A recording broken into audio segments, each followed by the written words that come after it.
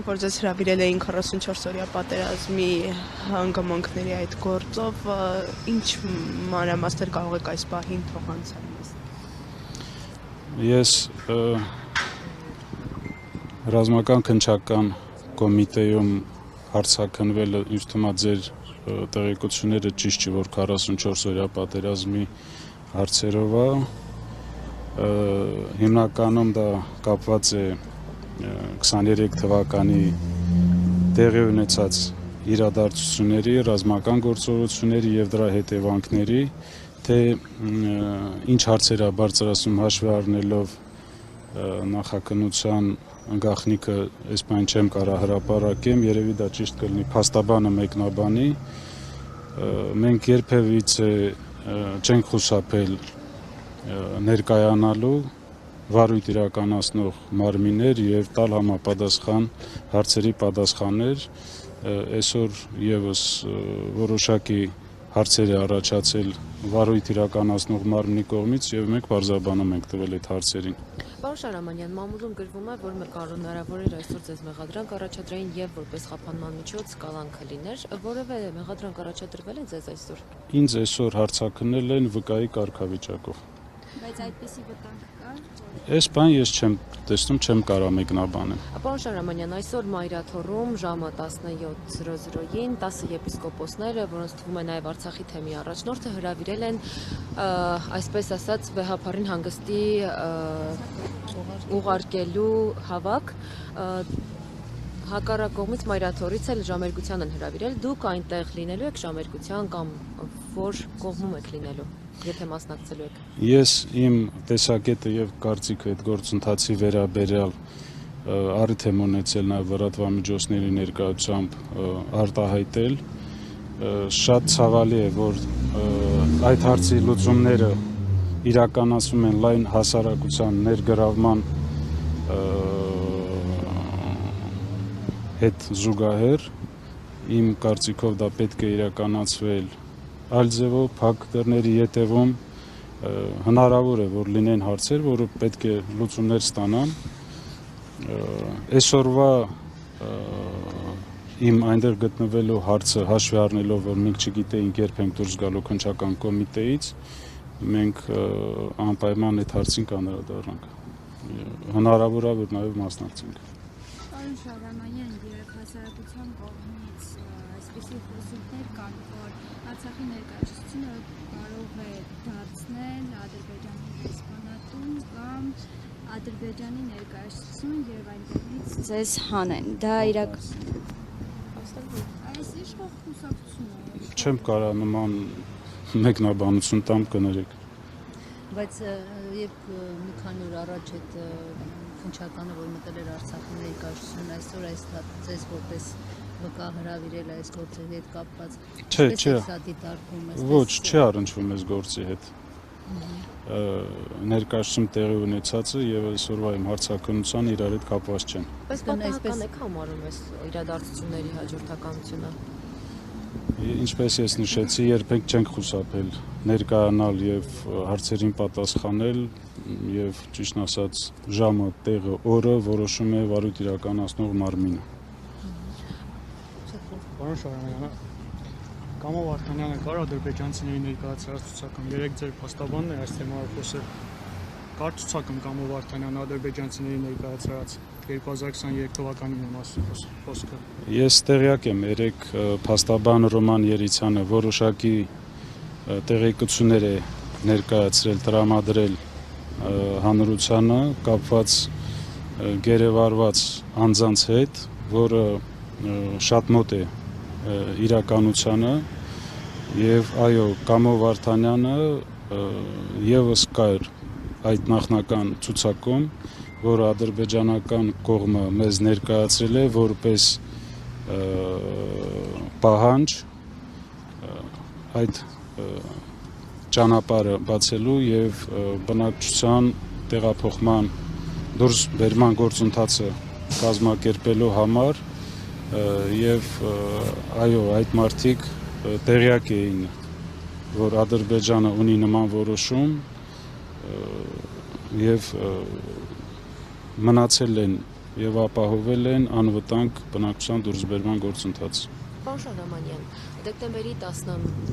10-ին, երբ որ ներկայացուցչությունում լսումներ էր հրավիրվել, այնտեղ ազգային ժողովի նախագահը նշել է, որ Արցախ հավաքական վերադարձի վերաբերյալ իրենք ծրագրեր են իրականացնում եւ նույն օրը Համբուրգում Նիկոլ Փաշինյանն ասել է, որ Արցախ վերադարձի եւ այսպես կոչված Արևմտյան Ադրբեջանի հարցերը առաջարկում է փակել։ Դուք ինչ դիրքորոշում ունեք, երբ որ երկու այդ հարցերը հավասարության նշան են դրվում այդ հարցերի միջև եւ Արցախ վերադարձի վերաբերյալ ինչ եք կարծում։ Ես բազմաթիվ անգամ հնարավորություն եմ ունեցել ձեր նշված հարցին անդրադառնալու, որ մեր վերադարձի հարցը դա միջազգային իրավունքի հարց է։ Մենք հենց այդ հարցերը բարձրացնում ենք, մեզ մեղադրում են ռևանշիզմի, չգիտեմ, ինչ-որ պատերազմի հրահրման հետ կապված հարցերի։ Ես ուզում եմ, որ բոլորի համար պարզ լինի։ Ինչպես արցախցիներն են ցանկանում խաղաղություն, երևի ոչ մեկ դրա գինը այդքան լավ չգիտի, ինչքան արցախցիները։ Եվ ես արտահայտվել եմ, որ մենք կողմ ենք խաղաղության գործընթացին։ Դրան դեմ չի կարող մարդ լինի, ով տեսել է այդ պատերազմի հետևանքները, այդ դժվարությունները։ Եվ մենք բարձրացնում ենք հարցեր, որոնք միջազգային իրավունքի տեսակետից բխող հարցեր են։ Եվ մեզ մեղադրել դրա մեջ, որ մենք ինչ-որ ով որ վերադարձի հարց է բարձրացնում հրահրում է պատերազմ կամ ուզում է պատերազմ, դա ճշմարտություն չի։ Եվ ազգային ժողովի նախագահան, որ անդրադարձել է, որ այդ հարցերը չի կարելի մեկ հարթության մեջ դիտարկել արցախցիների վերադարձի եւ ինչ որ հորինված Արևմտյան Ադրբեջանի հարցը, դա եւս իրականություն է։ Եվ ինձ թվում է այդ խոսույթները բարձրացում են հիմնականում Հայաստանի իշխանությունների կողմից եւ պետք է ձեր հարցերը ուղղեք իրենց։ Ես արտահայտել եմ, որ մենք կիսում ենք վերապարի դիրքորոշումը Արցախի հարցի հետ կապված, արցախցիների իրավունքների հետ կապված։ Այո։ Ձեզ դուք ասել եք, որ ձեզ մի հարց է հետաքրքրում եւ Արցախի թեմի առաջնորդից բարձել եք արդյոք այդ հանդիպման մասին վեհապարը տեղյակ էր թե ոչ։ Դրանից հետո դուք Արցախի թեմի առաջնորդի հետ հանդիպում, հեռախոսազրույց ունեցել եք, փորձել եք իրեն օրինակ վեհապարի հետ հանդիպման կամ հեռախոսազրույցի դաշտ բերել։ Ոչ, մեր հանդիպումը տեղի ունեցել Հայաստանի վարչապետի հետ հանդիպումից անմիջապես հետո, հաջորդ օրը եւ դրանից հետո ես չեմ հանդիպել եւ չեմ քննարկել այս հարցերը Արցախի թեմի առաջնորդի հետ։ Պարոն Շահրամանյան, այսպես այլ տեսանկյունից նայեք, եթե Նիկոլ Փաշինյանի համար Արցախի թեման փակված է, չկա այդ հարցը, բայց երբ ինքը իր կաբինետում ընդունում է Արցախի թեմի առաջնորդին, ըստ այսպես ինքնըստինքյան չի դառնում, որ ինքը Արցախը դեռ ընդունում է որպես առանձին այսպես հանրապետություն եւ այսպես կարող են ադրբեջանցիները ասել ինչպես է հասկացա ես ձեր հարցը առաջնորդին թե այսպես դավադիր նպատակների համար իրենք կարող են ամեն ինչի հասնել։ Հասկացա ես ձեր հարցը, ուզում եմ ձեր հարցին հետեւյալ կերպ անդրադառնամ։ Հիմա շատ է խոսվում, որ Հայաստանի Հանրապետությունը երբեք չի ճանաչել Արցախի անկախությունը։ Ես ուզում եմ ասել, որ դա այդպես չի համապատասխանում դա իրականությանը։ Հայաստանի Հանրապետության տարբեր ժամանակահատվածներում գործող իշխանությունները, այդ թվում այսօրվա գործող իշխանությունները, տարբեր հարթակներում փաստացի ճանաչել են Արցախը որպես անկախ պետություն։ Ունեցել ենք եւ միջպետական պայմանագրեր եւ տարբեր հարթակներում համագործակցություն է տեղի ունեցել, տեղյակ եք, որ ներկա իշխանության ներկայացուցիչները նաեւ մասնակցել են 20 թվականին նախագահի ինագուրացիային եւ ուզում եմ ասեմ, հիմա որ ասում են մենք չենք ճանաչել Արցախը, դա չի համապատասխանում իրականությանը։ Այսօր եւս այդ ձեր նշված հարցը պետք է ուղղել գործող իշխանությանը, թե ինչն է պատճառը, որ հիմա հրաժարվում են իրենց դիրքորոշումից։ Ըստ լուրերի բոլոր 10 հոգևորականների բարձրաստիճան, ովքեր որ միացել են, ինչ որ կոմպրոմատներ ունի Փաշինյանը, այսպես իրենց ոճով։ Ձեր կարծիքով Արցախի թեմի առաջնորդ այսպես ինքնականն է լծվել այս գործին, թե նրա դեմ էլ ինչ որ մի բան կա, որը որ այսպես Ես նման տեղեկություններ չունեմ, չեմ կարող մեկնաբանեմ ձեր հարցը։ Վերադառնալով թեմային, պարոն Շահրամանյան, Տիգրան Պետրոսյանը Արայիկ Հարությունյանի հետ նամակագրությունն է հրապարակել ժամանակին։ Այնտեղ հույս կար, որ ռուսները ուղղաթիռներով կարող են տեղափոխել Արցախյան վերնախավի։ Կար այդ տարբերակը, կար այդ հույսը, եւ ինչու չի ստացվել։ Չեմ կարող ես այդ գրառումները մեկնաբանեմ, ես հույսով եմ, տա Աստված, որ գերեվարված անձինք վերադառնան եւ ձեր բոլորի հարցերի պատասխանները կտրվեն հենց իրենց կողմից։ Ես նաեւ ուզում եմ այդ կոնտեքստում անդրադառնալ վերջերս համացանցում իհայտ եկած տեղեկություններին, որը տարածել է ադրբեջանական կառավարության կից գործող կայքերը եւ ցավոք սրտի նաեւ Հայաստանի որոշ իրենց արբանյակներ փորձել են դրանք տարածել, ներկայացնել, որ իբր գերեվարված անձանց կոորդինատները տրամադրվել են իմ կողմից, որը ոչ թե միայն սուտ է, այլ դա հորինված թեզեր է, հենց հայկական կողմը մոլորեցնելու համար եւ երեք փաստաբան Ռոման Ներիցյանը նաեւ անդրադարձավ, թե ինչպես են գերեվարվել այդ անձինք։ Ուզում եմ զուտ անդրադառնալ, քանի որ համացանցում եւս տարածվել է, որ Ռուբեն Վարդանյանի Հայաստան տեղափոխման ընթացքում ինչ որ կոորդինատներ տրամադրվել, ուզում եմ նշել, որ ոչ մեկ թաքնված չէր։ Ադրբեջանական կողմը շատ լավ տիրապետում էր, ով որտեղ է գտնվում։ Ռուբեն Վարդանյանին չեն ձերբակալել թաքստոցում, ինչ որ բունկերում, անտառում, այլ ընտրանքային ճանապարհներով դուրս գալու ժամանակահատվածում։ Ինքը տեղափոխվել է, փորձել է, ինչպես բոլորը, տեղահանվել դեպի Հայաստանի Հանրապետություն, այդ ժամանակահատվածում գործող միակ ճանապարհով, Լաչինի միջանցքով։ Շատ լավ իմանալով, որ ճանապարհին կան բազմաթիվ ադրբեջանական հենակետեր, հենց Ստեփանակերտից դուրս գալուց Շուշիի մատույցներում եւ նաեւ կար Հակարի կամուրջում գտնվող ադրբեջանական հսկիչ անցագրային կետ, որտեղ բոլոր անցնող անձինք ստուգման են ենթարկվել։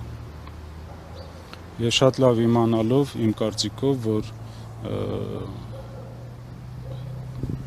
գերեվարման համար եւ ձերբակալման համար ինքը ադրբեջանական կողմից ունի նման որոշում։ Եվ ինքը չի թաքնվել, ինքը մեքենայով դուրս է եկել ինչպես բոլորը եւ գերեվարվել է Հակարի կամուրջում։ Այսինքն անտրամաբանական է նշել, որ ինչ որ մեկը պետք է կոորդինատներ տրամադրել, որ իրեն ձերբակալեն։ Սամվել Բաբայանին ինչպես է հաջողվել դուրս գալ։ Ինչպես բոլորին։ Սամվել Բաբայանը միակ մարդ չի, որ Ադրբեջանին հետաքրքրող միակ մարդ չի, ով դուրս է եկել անվտանգ, դուրս են եկել նաև գործող պաշտոնյաներ, դուրս են եկել պաշտպանության բանակի հրամանատարներ, Արցախյան շարժման ակտիվիստներ, Արցախյան առաջի պատերազմի ակտիվ մասնակիցներ, ինչպես բոլորը, այնպես էլ ինքը, ինչպես ես նշել եմ, կար ցուցակ, որը ներկայացված էր Ադրբեջանի կողմից, որ նշված մարդիկ պետք է մնային եւ իրենց մասով կլիներ առանձին որոշում։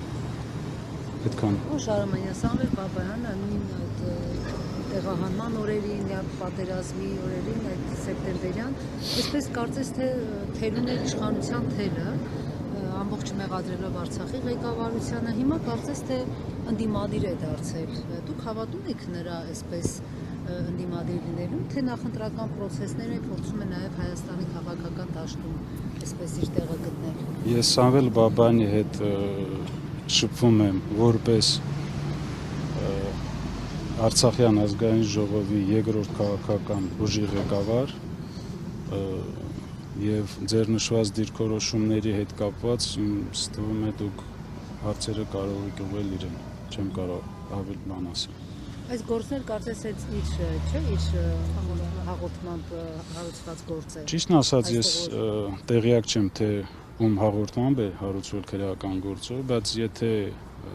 նաև չլիներ նման հաղորդում, ինձ թվում է դրա անհրաժեշտությունը կա, որպեսզի թե հետագայի համար, թե պատմության համար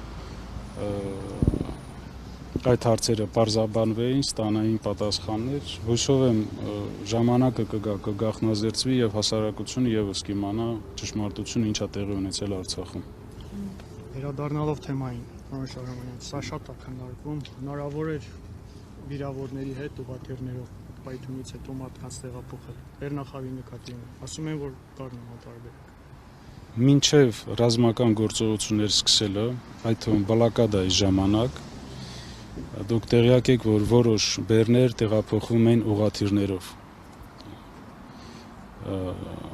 ռուսական ուղղաթիռներով եւ ցանկացած ուղղաթիռ, որը տեղափոխվում էր Արցախից Հայաստան կամ Հայաստանից տեղափոխվում էր Արցախ, ադրբեջանական կողմից մանրակրկիտ զնման է ենթարկվում։ Այդ թվում բացառություն չէր այդ օրերին սեպտեմբերի 25-ի տեղի ունեցած պաշտպանության բանակի զորամասերից մեկում պայթյունի հետևանքով զոհերին եւ վիրավորներին տեղափոխման process-ը եւ այդ ողջ ընթացքում ադրբեջանական ներկայացուցիչները ստուգում էին ուղղաթիռները, այդ թվում նաեւ քանդում էին այդ բինտերը երեսին կապված մարդկանց եւ համոզվելով, որ այլ մարդ չի տեղափոխվում։ Իմ կարծիքով դա հնարավոր չէր այդ օրերին կազմակերպել։ Պարոն Շահրամանյան, համաներում է հայտարարել Ալիևը Ադրբեջանում եւ ըստ տեղեկությունների շուրջ 20,000 մարդու է վերաբերելու, այնտեղ տարբեր նաեւ հոդվածներ կան, տարածքային ամբողջականության դեմ ոտնձգություն, ինչ հույսեր ունեք, հնարավոր է այս համաներման օրինակ Արցախի ղեկավարությանն էլ վերաբերվի, թե այսպես հայ-ադրբեջանական այս խաղաղության կոնտեքստում գուցե այլ անձանց, որտեղ գիտենք բազմաթիվ են նաեւ այլ մարդիկ, դուք ինչ կանխատեսումներ ունեք։ Ճիշտն ասած, այս բան կոնկրետ տեղեկություններ ես չունեմ, թե այդ համաներումը ինչ չափերով եւ արդյոք կընդգրկվեն դրա մեջ գերեվարված անձինք։ Իմ կարծիքով այդ գործընթացը պետք է դիտվի խաղաղության process-ում Հայաստանի եւ Ադրբեջանի միջև եւ տրամաբանական է, որ չի կարող Ադրբեջանում դատվել հայ ազգի մարդիկ, այդ թվում Արցախի ռազմաքաղաքական ղեկավարությունը եւ մենք խոսենք խաղաղության process-ի մասին։ Սա այս կոնտեքստում իմ կարծիքով պետք է քննարկվի եւ այդ մարդիկ պետք է անպայման ազատ արձակվեն։ Եվ իրենց ազատ արձակելուց հետո ինձ թվում է մենք բավականին հարցերի պատասխաններ կստանանք հենց իրենց կողմից։